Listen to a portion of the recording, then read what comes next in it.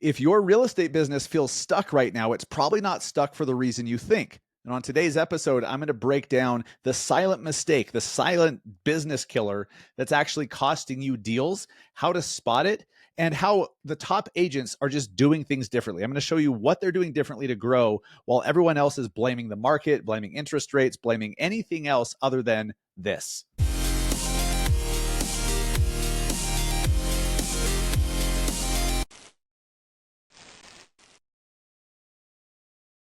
What is up, guys? Welcome to episode 385 of the Massive Agent Podcast. I am your host, Dustin Brohm, here in Salt Lake City, Utah, the greatest, most beautiful city on planet Earth, at least in America, that I've been to anyways. Great place, great place. Welcome to the show. We're going to be talking about the silent killer of real estate businesses. I guarantee you that to a certain extent, you suffer from this condition that I'm going to diagnose today. Around real estate, around the entire industry, what I'm about to share with you, it's a freaking epidemic. It's a pandemic. It's not a pandemic. That means something totally different to us now. We do not like that word. We do not like that. So no, it's not that. But it's an epidemic among agents. I used to suffer from this condition for sure. And what's crazy is even in today's like big real estate headlines around the industry, I see people suffering from this condition. I see this. I see this ailment, and it's just not good. So the key for you today is to walk away once you understand what this ailment is, what this issue is, and how to spot it, and then how to fix it, how to correct it moving forward. You've got to be self-aware enough to realize, oh, you know what? I am doing that. Oh, to a certain extent in these situations, yes, I am doing that. I am thinking that way. I am approaching it that way. And as long as you're self-aware, this episode will be a pivotal point in your career for sure, because this is not something that you're going to leave and then go, spend 4 hours doing the homework for. This is something where a change can happen instantly if you're honest with yourself, if you're self-aware, and if you truly want to do better, be better, and make a change. So what is this ailment? What is this condition that I'm talking about? I'm talking about scarcity. Having a scarcity mindset versus an abundant mindset. And what's crazy is that in today's real estate headlines, we see all this stuff with, Compass and their private listings and, wanting pocket listings and all this stuff. Look, and this is not the show if you want like the hard hitting, analysis and breaking news and, diving into the details of what all these news stories are. This is not the show for that. Go to BAM, go to Knowledge Brokers, go to, what's their morning show that Byron does? Why am I blanking? The Hot Sheet with Byron. BAM has incredible shows if you want to dive deep on the headlines and the news stories and what that all means. I just see these stories where Compass is like, hey, no, we want to have these private listings and we want to like publish a book with our private listings, but don't worry, you can come to our office and read the book. So it's totally open. Why would you? I think it's bad to keep listings from the masses. Right? As a general rule, I just think it's better for you as the agent and for your clients to give their listing more visibility, to have more people see it than less. I think that's a good rule. So whatever that means, whatever, whoever's wrong in the situation, whoever's right, I don't freaking know. I can't keep track of it. I don't have the energy for it. I don't really care. I just see scarcity happening because I see, hey, this is our thing. We're going to hold it close to our vest and it's only for us. I just think that's a losing strategy. Here's what I mean by that. I'm going to break down exactly what I mean in certain situations and what I've done in my career when I was suffering from scarcity thinking in my career, because I know some of you, actually all of you, are to a certain extent dealing with the same thing, with the scarcity thinking, and we need to shift to abundant thinking. This is actually this is not this theoretical episode today. This is highly tactical, actually, but it's a very simple fix. So I've been in real estate for 14 and a half years, almost 15 years, something like that. And when I was new, I had a mentor who, great guy, loved the guy. He was my first mentor in the industry. I learned a lot of good things and I learned a lot of bad things. Something that he taught me that was really, really good. And in hindsight, like I kick myself for not actually I heard it, but my scarcity thinking took over and caused me to not act on his advice. And what he told me was, well, first off, I get my real estate license and I was like, well, okay, now what? Like, where are these houses that I need to sell? Well, where do I find those? Where do I pick up these houses? And I realized, oh shit, I've got to get my own business. I have to get my own clients. I have to attract my own buyers and my own sellers. And so, and through that process, I'm like, okay, well, I guess I need a farm area. Like, I need to start marketing and advertising in certain areas to prospect to get business. And so what he taught me was that I should find like a 2-block radius or maybe like a half-mile radius, just a very, very small area, and just focus all of my efforts. Door knocking, if you're doing that, phone calls, if you're doing that, mailers, postcards, Facebook ads, letters, you name it, open houses, all that stuff. If you can focus on that one small farm area, you'll crush it, because all of those, then you're seen so many times by the same people over and over, and it just works better. So that's what he said. Did I take him up on that? No, I did not. Why? I was new to the industry. I was starving. I needed business. I needed closings. And so I thought, in my scarcity thinking, that, okay, if a small 2-block radius or maybe like a half-mile radius is good, the whole city's better. So I'm like, well, shit, Salt Lake City's my farm area. If you know anything about Salt Lake, it's a large city. I mean, it's not Columbus. It's not Chicago, right? It's not New York. It's not even Phoenix, but it's a large city. And when I focused my efforts in a larger area, they're just diluted. So I'd have one random person see my stuff once, then this person would see my stuff. It's just diluted across the board. And it took me a while before I realized, wait, that doesn't work. I'm just spreading my efforts and spreading my message and my visibility all over the place, so that people are only seeing me once and they're random all over the place, versus focusing on one neighborhood. Like, even focusing on one cul-de-sac. I know that's probably not that many homes, but one subdivision, one neighborhood, and just dominating the hell out of it and being seen all the time, everywhere. Everyone else in that neighborhood is going to think that's the person. They own the subdivision. They're the subdivision expert. So we've got to hire them. And you're going to get a ton of business. I've seen this happen. If you're familiar with the Salt Lake area, Olympus Cove is an area, once I finally learned that marketing to the entire city was not a good strategy, I picked Olympus Cove. It was an area that I grew up near, loved it, wanted to live there at one point. I thought it was like the nicest neighborhood in Salt Lake. It's not. It's nice and it has great views and everything, but I loved Olympus Cove, right up against the mountains. And once I started to prospect that area, and I started to door knock, and I would do door hangers and Facebook ads and all of that, and I just focused on Olympus Cove, guess what happened? People started to see me again and again and again, and I got some business. But I also saw the other agents who were dominating that area. There's a few agents back at that time that I would see their signs all over the place. I'm like, how the hell does that guy, how the hell does that lady get so many listings in this area? Well, it's because they focused all of their efforts in one place. They didn't let their scarcity thinking get the best of them to think, well, I can't niche down. I need to expand out. Niching down and focusing on a small area will get you more business than focusing all your efforts in a large area. And it took me learning the lesson to realize, maybe there's something to that. I should have listened to my mentor. But my scarcity thinking, because of my financial situation, got the best of me and caused me to make bad decisions. Speaking of which, if you are broke, if you are struggling financially, if you are living commission check to commission check, first off, I've been there many times. You're my people. I get it. I know what that's like. However, let's be honest. Being broke makes you a worse realtor.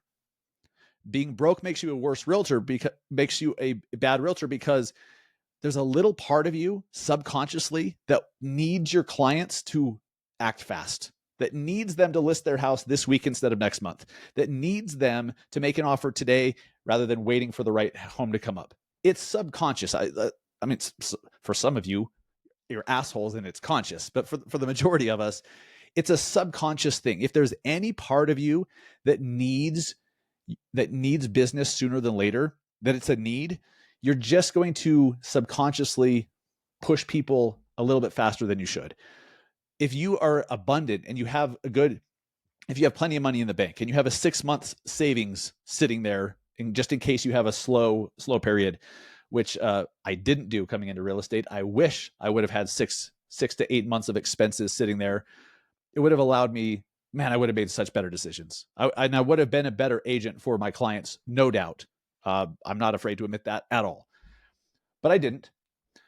So it's a subconscious thing. If you're going to be pushing people a little bit faster than you should otherwise. So if you were in a place where you're good financially and you're like this is subconscious, this is what you're thinking. If you're like, look, if you buy a house today or 3 months from now, I'm good. I don't care. Let's just do what's best for you. Your clients, you're actually going to do what's best for them. They're going to love you for it. They're going to trust you more. I know that some of my clients in the early days felt pushed because they were. I know that some of my clients could feel that I was just, it was almost adversarial when it shouldn't have been, when I should have been like, look, if you want to list today or next year, I don't really give a shit. Let's just do what's best for you, but let's figure out what that is. I would have gotten a lot more referrals. They would have trusted me more. My business would have grown a lot faster for sure. So whatever you need to do to get to financial stability at a minimum, and then maybe some surplus, ideally, get there. I'm telling you that will grow your business. That is a business building strategy, is just to get right financially so that you're not strapped. So there's not the financial pressure that's causing you to urge others to do shit that maybe they shouldn't, or on a time frame that they shouldn't. So like being scarce in that scarcity financial mindset, not good. It's not good for your business. It's not good for your clients, not good for referrals and all that good stuff. So one of the bad things that my mentor taught me, I told you there was a lot of good, there was a lot of bad. One of the things he taught me that in hindsight is just pure garbage, just absolute horseshit. I remember, this was like, the early 2010s. Facebook, I don't even think Instagram was really a thing then. I think it was, but it wasn't. Like, it was just like a photo app back then, I think. Maybe my timing's wrong, but Facebook was really the spot for social media. And Craigslist, I know that's not social, it's a classifies deal, but nonetheless, we would advertise on Craigslist. And I remember my mentor was like, hey, if you're going to be posting that, make sure that like you can't be following and you can't be friending other agents. Like you got to put other agents on a list so that you can exclude them every time you post. I was like, why? He's like, you want them to see what you're doing and steal your ideas? They're going to steal your ideas. And me, not knowing any better, I was like, oh, you're right. You're right. So I learned, at least for a little while, to not let other agents see what I was doing for fear that they would steal my ideas. In hindsight, that is so laughable and so ridiculous. First off, even if they want to steal my ideas, most agents won't do it. They just won't do it. Like I'm trying to decide how many toes to step on today or not. There's been some people that come through my coaching, that take one of my courses. They have access to the same information that everyone else does, and they do nothing with it. Or maybe they show up for 3 weeks and then stop, and I just never see them again. And they're like, oh, it doesn't work. Then there's literally someone in the same city who took the same course. They're in the same coaching, had access to the same information, the same training, the same guidance, and went and made $1 million over the next year in sales. I'm talking about Wayne in Charlotte. One of my clients actually did that. And it's just so interesting. It's like, okay, this doesn't work. And I made $1 million in commission this year for the first time ever. So is it the information? Is it the training? No, it's not. It's the mindset. It's absolutely the mindset. Man, where was I going with that? I think I went off on a little rabbit hole thingy. Well, let me get back to it. If you believe that other agents are going to steal from, I know why. I saw that even if I could give my best stuff out, only a few people will do it. So even if you have this amazing, world-changing, earth-shattering idea for a post, or you're talking about an event you did, or something that you're so worried about other agents stealing, most of them won't. They just won't. They may want to, but they just won't do it because that means they have to take action. Most agents won't. Most people don't take action on the stuff they say they're going to. That's just a fact. You're different though, right? You're different. So that's one of the reasons why holding what you're doing, like not letting other agents see what you're doing, is so stupid.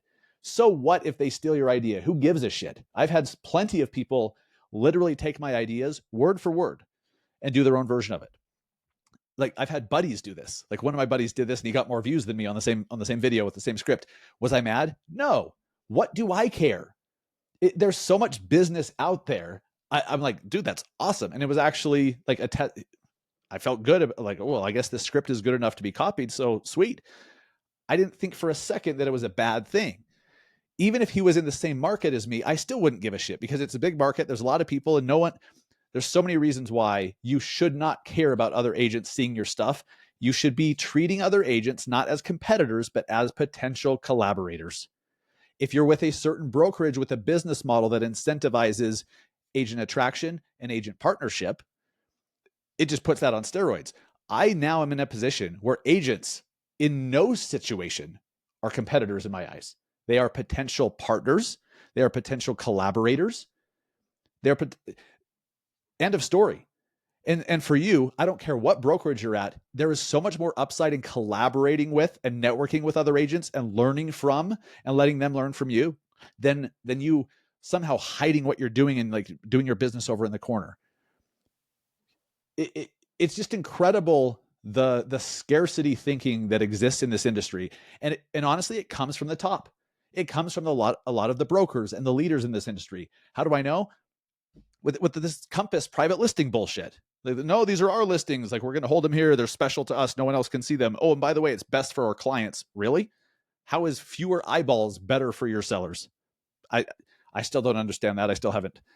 And look, I'm not judging them. I'm not judging Compass or Robert Refkin or any. I just believe that when you collaborate and you're open and you include instead of exclude, you make more, your business thrives, you learn more, you make better friends, you have better relationships than if you try to hold stuff close to your vest, protect. That's just outdated thinking. In 2025, your ideas are not special. 14,000 other people have the same idea. Or if they haven't yet, they will tomorrow. Or ChatGPT will get them there a day after tomorrow. Holding information or ideas close to your vest or not preventing yourself from networking and growing a network of other agents in your market and out is dumb. I started to learn that if I networked with agents inside my market, every once in a while, I would call the listing agent. And if I knew them and they knew me, I now had a leg up for my buyers with that listing. If we have a friendly relationship, if they knew me, if they liked me, if they knew anything about me at all, they're like, oh, cool, I know this person. There's some added credibility to this buyer potentially. If they bring an offer, I trust Dustin. I know him. So I'm going to give their offer a little bit more weight. That's just how it works. So if you have a bunch of agent friends in your market and they like you and know you and you know and like them, that is incredible for your business. It's great for your buyers. You're going to get more offers accepted. And then if you know a bunch of agents outside your market, think of the referrals. My business and everything that I've done over the last 5, 6, 7 years is because I've seen others do it, or I was told to do it by someone who is a step or two ahead of me on the path.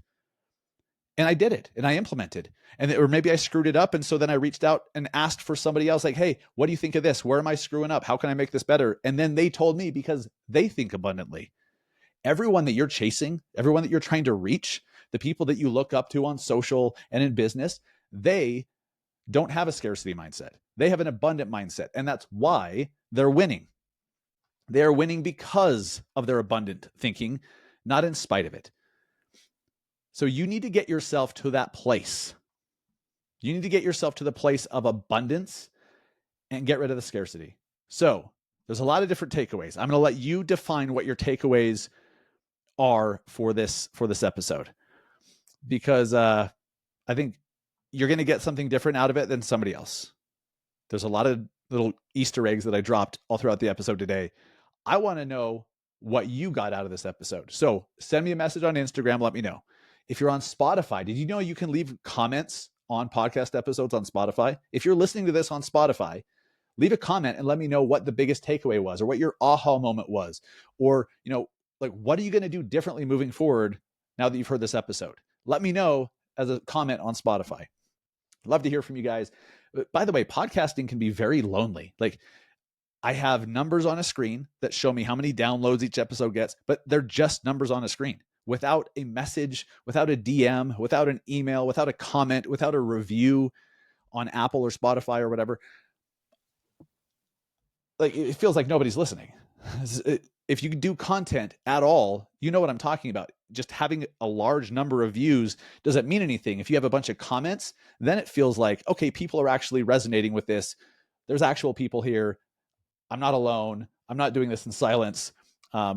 So I'd love to hear from you. If you got something powerful out of this episode, let me know. Before we wrap, my good friends over at Keeping Current Matters, they're the best in the game when it comes to educating